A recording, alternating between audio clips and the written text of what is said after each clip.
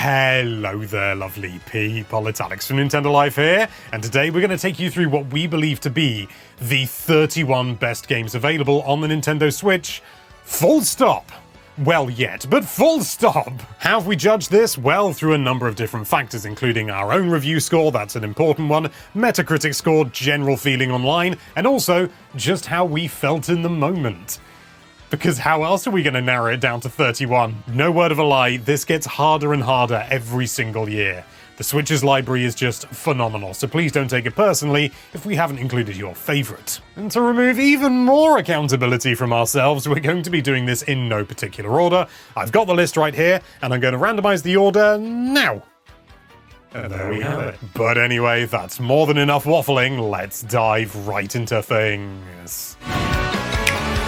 Starting things off with an absolute belter, yes, it's Paper Mario: The Thousand Year Door. This would honestly be up there on my list of games that I least expected Nintendo to actually port to the Switch, but they went and did it, arguably the best Paper Mario game ever released, and they arguably made it even better. Yes, it only runs at 30 frames a second, but when it looks this good, and most importantly, when it sounds this good, I really don't care. Superb RPG. If you like the other Paper Mario games, you're gonna absolutely adore this one, I guarantee it.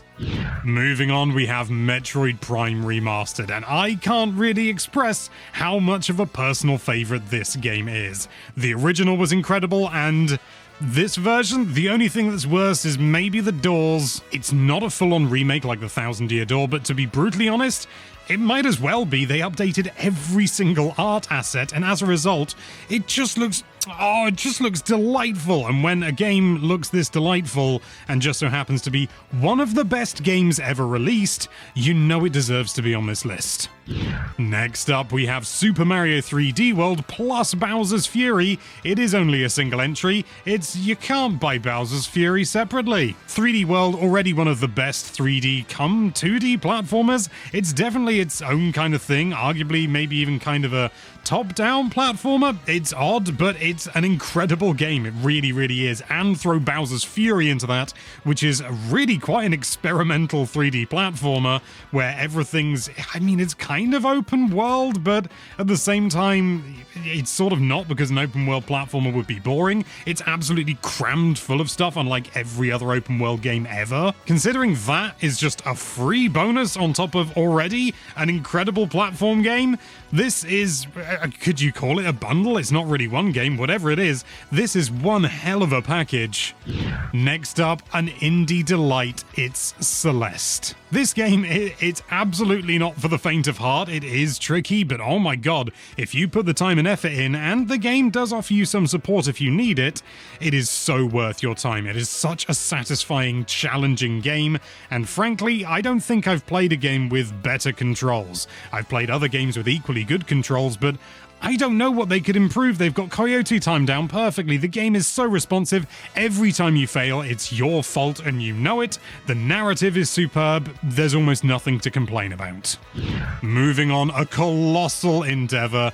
It's The Witcher 3 Wild Hunt. I've said it so many times before, and I'm probably going to keep saying it until I'm dead. I cannot believe they got the whole of The Witcher 3 running on the Nintendo Switch. Yes, it's the blurriest version you can buy unless you're running on a potato PC. Yes, it may not have the greatest frame rate, but it's the whole game. Here, running on a system that draws 4 watts. It's mind-blowing. But more importantly than that, it is one of the best action RPGs that money can buy, no matter what platform you buy it on. And here's a little extra wrinkle for you. The writing in the game and the dialogue, it's actually good. No, I'm not making it up. It's a game with good dialogue. Which, honestly, I'll grab that with both hands.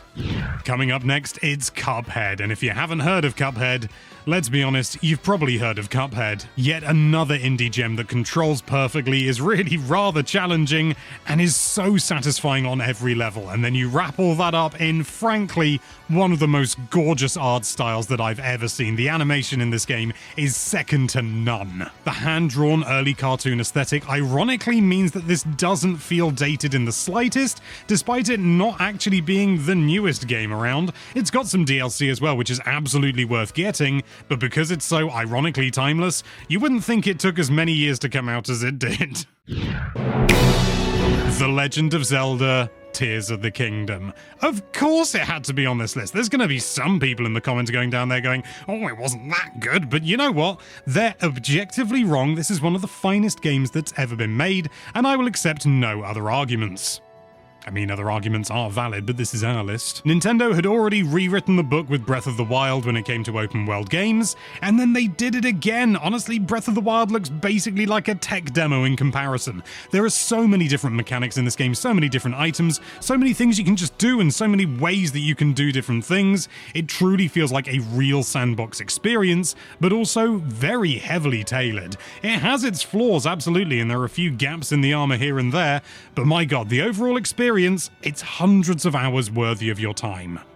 Moving on, it's the best-selling game on the Switch. It's Mario Kart 8 Deluxe. I don't even know what I need to say at this point. As I said, it is the best-selling game on the Switch, and it's not even close. It's like 50% ahead of the number 2 slot, which we will get onto, don't worry. The driving mechanics have never been tighter. The game is gorgeous. It does have to be said that some of the DLC tracks aren't quite as exciting as the base game's tracks, but you know what? Take what you can get. There's 96 tracks on here. They can't all be winners, but yet, so many are. It's arguably the best Mario Kart game ever. It's certainly less likely to induce domestics like Mario Kart 64. You've already got it. Why are you even questioning me? Next up, it's Super Mario RPG. Nintendo have been doing a lot with RPGs recently. This is as close as you can get to a one-to-one recreation, and it is a recreation. It's not a remaster, or it would look far, far crunchier, of the original Super Mario RPG Legend of the Seven Stars released on the SNES, and it basically looks how you would remember the original looking if you played it back in the day. So you might look at it and go, yeah, that's a bit of an improvement, and then you see them side by side. Oh lordy. I even did something with this game that I very rarely do with RPGs. I finished it. I even did the mad super bonus boss fight that I'm not going to spoil here, and that was weirdly easy in the end. This version is definitely easier than the original, but to be honest, considering it's already kind of like an entry-level RPG, I don't think that's a bad thing. If anything, I'd say it's a good. Next up, it's the best Pokemon game that's been released in recent memory. It's Pokemon Legends Arceus. Whether you consider this a mainline entry or not, it shook up the Pokemon formula so much that whilst it's by no means unrecognizable, it almost feels like a fan game in so many ways, because it's doing so much of what fans want, or at least what I presume fans want, because I'm a fan and it's what I wanted. It's mostly action-based. Wild Pokemon are now an actual danger because they will try and kill you. I mean, not really kill you, but as close as we're ever going to get. Moving around is actually kind of fun. It's not quite up there with things like Tears of the Kingdom and Breath of the Wild, but it is still such an important step forward. And then they released Scarlet and Violet, which, spoiler alert, isn't on this list. I love this game, and if you slept on it for whatever reason and you were disappointed by Scarlet and Violet, I'd really encourage you to give this a go. I really would. Next up, it's Doom Eternal. Now, yes, once again, this is another instance where arguably it is better to play it on almost any other system, but if you have a Switch and a Switch alone, this is one of the best first-person shooters you are ever going to get for it. Yes, of all the consoles, it runs at the lowest frame rate and the lowest resolution, and yes, sometimes it gets a little bit choppy here and there, but you know what? I don't care. This is still some of the most fun you can have with a first-person shooter. It is frenetic. It is violent. It is not suitable for children. And it is really tough if you want it to be, like, really seriously tough. It's just a shame that literally no one plays the multiplayer anymore. Well, it's not really that much of a shame. It was never that interesting. But the single player? That's some good stuff right there. Next up, it came out of nowhere and it took over so many people's lives. It's Balatro. This is a really weird game to try and describe because you kind of have to play it to really properly get your head around it. Or I did at least, maybe I'm just chronically stupid. The premise is arguably dead simple. You just have to play poker hands in order to get a high enough score to move on to the next level. But oh lordy, it's never that simple. You have, I don't even know how many possible jokers that can change things up. They can multiply your score, they can affect other cards, and you can create these bizarre chain reactions that are just so unbelievably complicated. The maths just completely eludes me, but it is so good. It is so satisfying. Just be careful. If you get started, you might not stop. Moving on, we have Hollow Knight, which is personally, in my opinion, the finest indie Metroidvania that you can get for any platform in existence, anytime. The setting, the mood, the animation, the sound design, the gameplay, the responsiveness, it is easily of Nintendo quality, and yet this was made by, what, 2-3 people, something like that? Its sequel, Silksong, may never come out. I played it briefly in 2019, and then it appeared in an Xbox showcase at some point, and no one's seen it since, but the original still stands up tremendously. It had a load of free updates as well, so there is so much to sink your teeth into. If you want to, I reckon you can easily get 100 hours out of this. But at the same time, you don't need to invest that time if you don't want to. It's delightful. Moving on, it's the game I can't stop replaying from the beginning. It's Stardew Valley. There is a reason everyone goes on about this game. It is because it is an absolute flipping delight from start to finish. And there are new updates coming out every so often that just completely elevate the experience and give you the perfect reason to start it again. Start your farm, make your farm perfect, then get slightly bored, put it down for a week, and then start all over again. If you want to know why there are so many farming sims on Switch and why it's become a bit of a trope, just look at Stardew Valley. Everyone and their dog has tried to replicate it, and no one has come close. It is that good.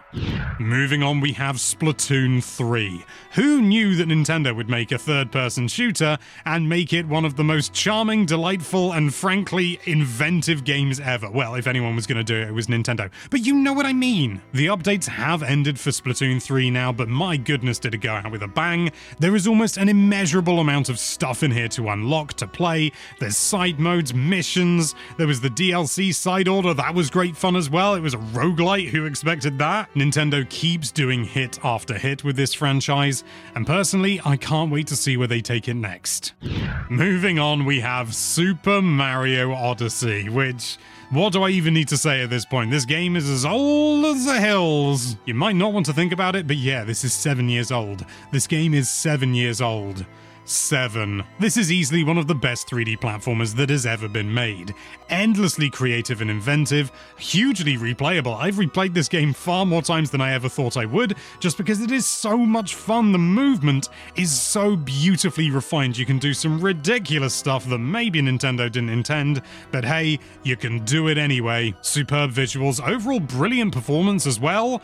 It's just an absolute delight. If you haven't played it, what's wrong with you? Next up, we have Hades, the darling of the roguelite genre, and for very good reason. I can't think of many roguelites that come close to matching the pace of Hades, where it really feels superbly well-timed. You grow and you become more powerful at just the right pace. It's not overwhelming, you get time to learn and understand things, and then boom, the game throws something else at you and you're just, oh, I'm dead now. When I say it out loud, it sounds bad, but the reality is I loved every second of it. Moving on, we have Persona 5 Royal. RPG fans eat well on the Switch, you heard it here first. In some ways, it might be fair to say that the developers are kind of resting on their Persona 5 laurels a little bit, but frankly, I think they deserve to, because this game is utterly, utterly superb. Not only is it just, frankly, a very, very solid RPG with really solid mechanics, interesting ideas, and a weird fusion system that I never got my head around fully, it's also probably the most stylish game you'll ever see, and I would guarantee that, but I don't know your tastes. Joking aside though, this is easily one of the most gorgeous UIs in any video game ever. Okay, it might sometimes be a little bit hard to parse and to fully know what's going on, but once you get your eye in, Can I just shock you? You're over halfway through the video. Of course, we've still got some absolute belters to come up, but feel free to use this opportunity to, I don't know, you could pause the video, come back later, maybe have a drink, maybe you could stop here and then rewatch from the beginning. The choice is yours. I told you we were coming to it. Yes, it's the #2 top-selling game on Switch, Animal Crossing New Horizons. This game is just the big, huge, warm hug that the world needed when it came out because You could not get better timing for a game like this than early 2020, and even to this day, it is just lovely to just load up and just chill out for a little bit. You don't even have to do anything important, you can just go and, I don't know, I'll pick some weeds, I'll go and speak to a villager, which admittedly has very saccharine dialogue, but even then, it's still kind of nice. It's so inoffensive, it's just so approachable and so safe. It's like a little safe space. And the DLC is great as well. I wasn't fully sure what to expect from it, but it is really, really fun with the massive array of items you've got, including the froggy chair, to be able to build houses for other villagers. And it turns out they have really low standards, but that doesn't mean you should adhere to them. Take pride in your work. Oh, it's Breath of the Wild. It had to be on here. Yeah, you could argue that we should have one or the other Tears of the Kingdom Breath of the Wild, but you know what? They're distinct games. Shut up. I'm not entirely sure if there's been a better launch title for any system ever. I mean, that's completely debatable, but I mean, come on, it's Breath of the Wild. It rewrote the book, as I mentioned earlier, on open world games. Suddenly, even though it's big and open and expansive and arguably empty, it doesn't feel it. They got it so right. Exploration is the best in any game. I would argue that exploration in Breath of the Wild is better than Tears of the Kingdom because it's intentionally more restrictive. I could bang on for days about either of them, but you already know it. You already know everything. In fact, you're probably just scrubbing through. You're looking at the chapters underneath and just going, oh, that's the list, and moving on, which... I mean, fair play to you, but come on, think of the watch time. Next up, we have Super Mario Bros. Wonder, which I don't think any of us ever expected to release. I mean, when it was announced, we expected it, but I don't think anyone expected Nintendo to go down this route with the Super Mario Bros. Series. An inventive and original art style, beautiful animations, some of the most bizarre and varied stage effects that I think we're ever gonna see in a game. I mean, I hope not, but my god, did they raise the bar. I don't get to say this often because I'd rather play as many different games as possible rather than just focusing on one, but this is one of the few games that I have 100% completed. Like everything. I got absolutely everything. And not just because I thought it would be beneficial for work. It is that good. It is that much a good. Next up, we have Xenoblade Chronicles 3, which in stark contrast, I still haven't finished. Oh, I really want to. It's just so long. It is so worth my time, though, and I really need to pull my finger out because every moment I've been playing this game, I've enjoyed every second of it. Every moment I've played, I've enjoyed every second. Well done, linguistics degree, man. On the face of it, the game looks really complicated, but it's broken down so effortlessly, so elegantly, that you just understand everything. Things are slowly drip-fed to you, which usually I would be against, but in this instance, it absolutely works, and I would say that despite it arguably being one of the most complicated, this is actually one of the most accessible Xenoblade Chronicles I've ever played, which... wowzers. And it does so much fun stuff with the ideas that have been brought up in previous games. I'm also keen to see how X is going to incorporate into this somehow because they're trying to jam them all together. Oh, but that's a discussion for another time. This game by itself is delightful. You don't have to wait for the next one. Do I even need to say anything? I'm gonna go. I don't need to say anything. Super Smash Bros. Ultimate. In my opinion, it's the best Smash Bros. Game. Just full stop. I mean, that's not exactly a new opinion, I know. But it just gets everything right. The most varied cast we've ever seen. Ridley's in it. Ridley! Some people do have their hang-ups about the DLC characters, but frankly, the fact that we even got this much DLC is more than worthy of our praise. I mean, I have no love for Sora whatsoever, and even I was pretty excited when I saw him. Well, not like super excited, but I was just like, really?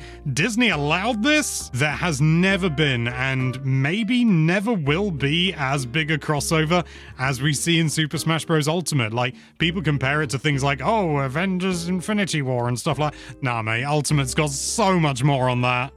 Next up, we have Monster Hunter Rise, the game that reignited my interest in the Monster Hunter series, which admittedly only dipped with World, whereas World went in quite a stark different direction, which I'm always up for and I think is very important.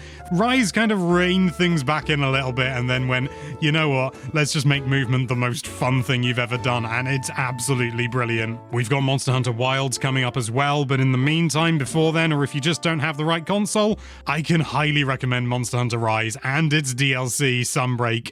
Just get it. Just get it. Oh yeah, it's Pikmin 4. I'm gonna say it, I've said it before, I will probably say it again. Despite my love for the other games, this is the best Pikmin game. It's just the best one. The graphics, the setting, the fact that you can go inside for the first time ever, it's just absolutely delightful. It really feels like you've been properly shrunk down. I mean, that's not what happens in the game, but you know what I mean. Ochi is an absolute delight. I wasn't convinced I was going to love him, but I absolutely do. If you have ever had any interest in the Pikmin series at all, this could be your place to start. I mean, you could also start with 1 and 2, or maybe even 3, but 4 is absolutely superb, so just buy it. Just buy it. We need Pikmin 5. Next up, we have, it's Tetris.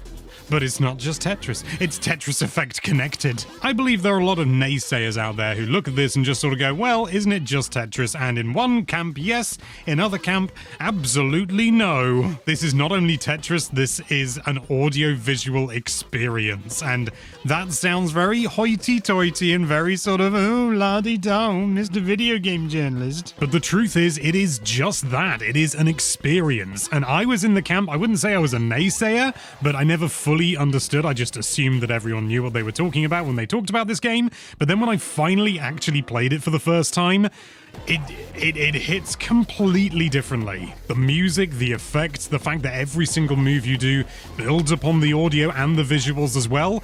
I found myself very quickly doing things to the rhythm of the music, even though there is absolutely no benefit to that whatsoever, just because it felt so right and it sucked me so in. If you play this game, you could probably go and play other Tetris games afterwards, but none of them are going to have quite the same impact. This is something special. Moving on, we have Dead Cells. And you know when I was talking about Hades, and I was like, oh, there aren't many games that manage to match the pace? This is one of the games that does, but in a totally different way. And I find myself semi-regularly thinking, oh, maybe I prefer Hades combat. Oh, maybe it's Dead Cells. And I just flip back and forth. I think they're both equally good, but they are so different. And right now I'm in more of a Dead Cells mood, and I just want to stop recording and just go and play it for hours and hours and hours. So be warned, that's what this game can do to you. Next up, it's Portal Companion Collection. Is this allowed? It's technically 2 games. A huge part of me doesn't give a. Frankly, Portal 1 stands as one of the most concise and most intense experiences you can have, not only within the genre, but just within gaming full stop. And its sequel arguably in some ways improved upon it, but at the same time, they're 2 very different entities. But you know what? Thanks to Portal Companion Collection, you can now play both on your Nintendo Switch. If it seems like I'm trying to make light of these games, I'm not. I think they're some of the best games on Switch. This is why they're on this list. The Portal mechanics may not have quite the same impact they did when they were first released, but it doesn't matter. It doesn't matter because the games still stand up superbly to this day. And if you don't have them on your Switch, I don't know what you're doing with yourself. Moving on, we have Animal Well, the only Metroidvania on this list with no combat. At least no direct combat. This game isn't really like anything else available on Switch. It is dark and gloomy and atmospheric, but also strangely inviting. I don't know whether that's just a me thing, but I just want to get lost in this world, and that's what you're designed to do, which is handy. Everything is ethereal, mysterious, and you're constantly rewarded for exploring, which is just like my favorite part of a Metroidvania. So whoa, that's all we're gonna say. We can't say too much or we'll give stuff away. Just move on to the next one. Shoo. Yes, it's the next one, and it's Super Mario Party Jamboree, which, oh my god, they actually listened to people. Super Mario Party was fun. Mario Party Superstars was also fun, better in some ways, worse in others.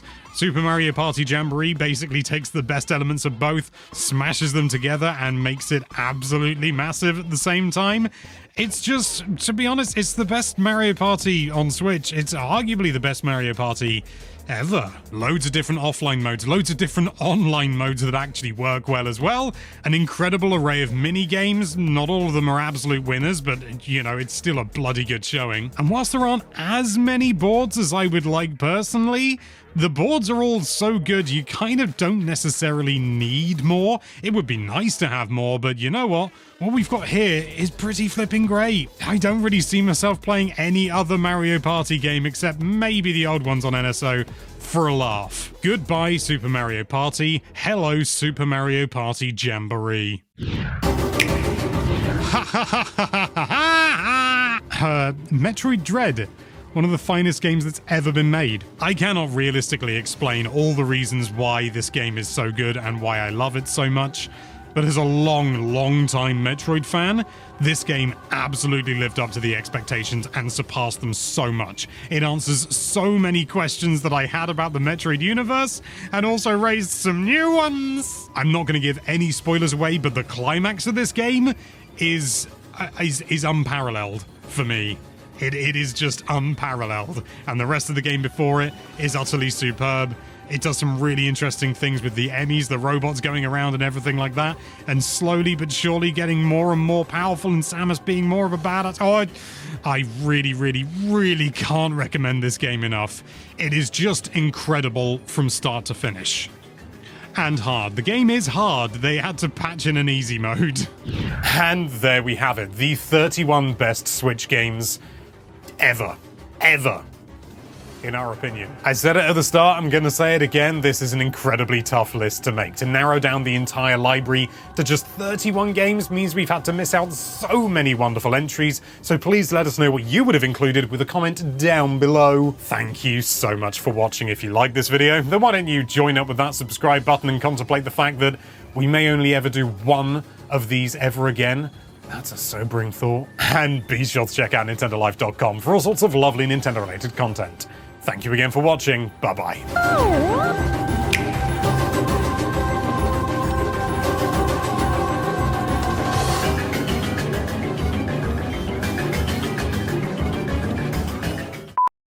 That went so well, I don't have any outtakes.